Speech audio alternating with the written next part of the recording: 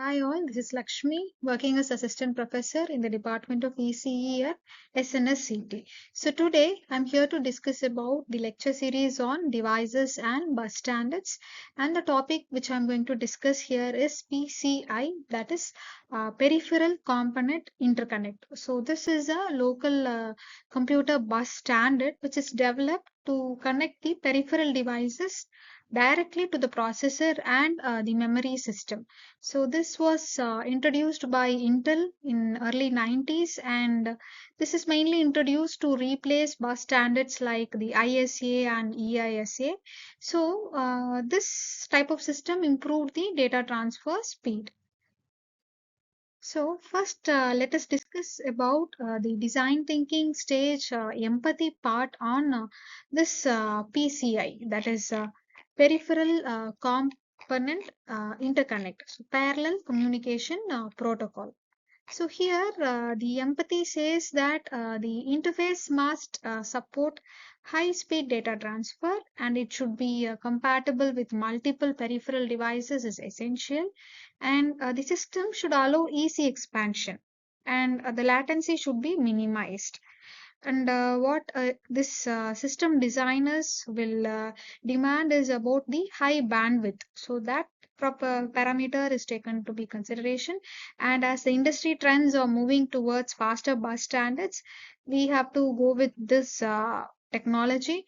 And the feedback about the bottlenecks, the disadvantages in the data intensive applications to be collected, and the requirements for backward compatibility also to be taken into the consideration, and how we optimize this bus arbitration and bandwidth allocation, and also how we ensure the reliable communication between the processor and the peripherals, and how this power consumption is reduced while maintaining the performance. So whether to use this parallel PCI or serial versions, it depends upon the need and the application of the user. So the user should feel confident enough when the data transfer is smooth and fast, and the signal integrity is good at high speed, and the bus connection and this arbitration delays, the limited scalability, power management challenges are all these factors to be considered while designing or choosing a protocol for communication. So now, as discussed, so we can define this PCI, that is Peripheral Component Interconnect, as a parallel high-speed communication protocol, which is used to connect the peripheral devices directly to the processor and the memory in a computer system. So this provides a standard way for uh, expansion cards to communicate with the CPU. This is developed by Intel in early 90s, and it has significantly improved the data transfer speed, plug and play capability, and the system expansion flexibility. So here we can add the hardware like network cards, sound card, graphics card, and the storage controllers. So the main need of this PCI is that before this system, they had low data transfer speed, the expansion capability was limited, and the configuration was also complex. So this PCI has introduced high bandwidth automatic configuration and the processor independent architecture. So here automatic configuration in the sense plug and play. So the PCI bus operation includes four stages: bus arbitration, bus transaction, bus configuration, and PCI bus interrupt handling. So first let us talk about this bus arbiter. So this PCI peripheral component interconnect multiple devices, it share the same communication bus. So since only one device can use the bus at a time, so a PCI arbiter is required to control and manage the access to the bus efficiently. So here the PCI arbiter, it will control the access to the PCI bus, which means it can prevent the multiple devices from using the bus simultaneously, and this will improve the overall system performance. device. Because in a shared bus architecture, several devices may request the bus at the same time. So simultaneous access will cause data collision. So a mechanism is here required to decide which device gets the priority. So how this actually works is, first the step one is this work based on request grant basis.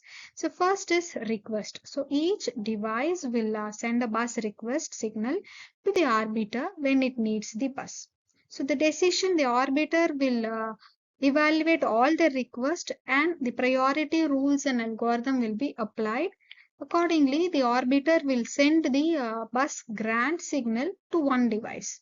So the selected device becomes the bus master. So the granted device performs the data transfer.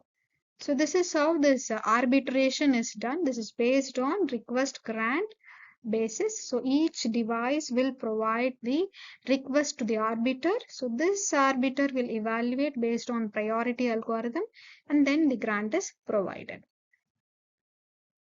So there are two algorithms. One is pure rotation and another one is fair rotation. So here in pure rotation, the access will be allowed on turn basis. So as we told, the grant request will be given and then based on the one by one on turn basis, the grant will be provided. In case of fair rotation, so this type of algorithm is used to initiate the embedded processor, and after that this will not be used. So these are the two algorithms. So PCI bus configuration here, it is having a total of 256 bytes of configuration space and 16 double words, where each double will consist of 32 bits. So header will have the vendor ID, the device type, and the flag which show whether the device generates interrupt, whether the device is 66 megahertz capable or low level. So this is how the bus is being configured. So application, graphics processing and network communication. So for video display adapters, connecting the sound cards, graphics adapter and using for storage controllers. So these are all the applications of PCI. So today's assessment, what is the primary purpose of PCI in a computer or embedded system? It is mainly used to connect the peripheral devices to the processor. So PCI architecture supports which type of data communication? So this is a parallel bus communication. Thank you.